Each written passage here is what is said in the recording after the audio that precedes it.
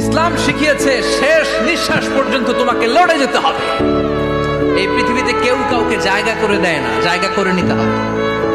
এই পৃথিবীটা the life is not a bed of roses, এটা ফুল বিছানো কোনো ফুল সজ্জা নয়, এটা কণ্টকাকীর্ণ। কেউ আপনার স্পেস করে দিবে না, কেউ আপনাকে সুযোগ করে দিবে না, কেউ আপনার জায়গা করে দিবে না, বরং আপনি জায়গা করে নিলে টাইনা নিচে নামাবে।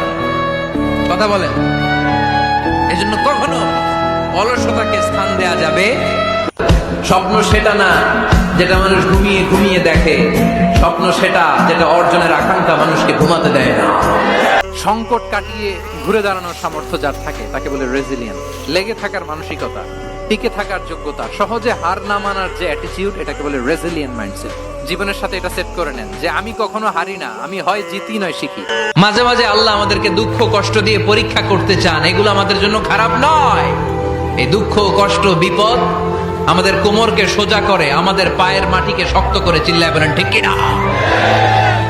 প্রতিকূল পরিবেশে কিভাবে বাঁচতে হয় এই দুঃখ কষ্ট আমাদেরকে শিখায়। এজন্য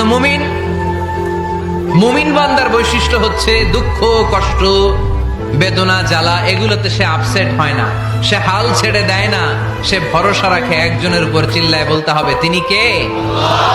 কারণ মুমিন জানে রাত্রি যত গভীর হয় অন্ধকার তমানিসা ভেদ করে সুবহে সাদিক হয়। মুমিন জানে গর্ভবতী নারীর পেটের ব্যথা যেই দিন বাড়তে থাকে ওই দিনই নতুন মেহমান আগমন। জীবন এটা সহজ নয়, জীবন চলার পথ সহজ নয়, এটাকে সহজ করে নিতে হয়। কখনো সবর করে, কখনো ক্ষমা করে, কখনো অন্যকে ইগনোর করে, কখনো দোয়া করে, কখনো আল্লাহর উপর তাওয়াক্কুল করে। ঠিক কিনা?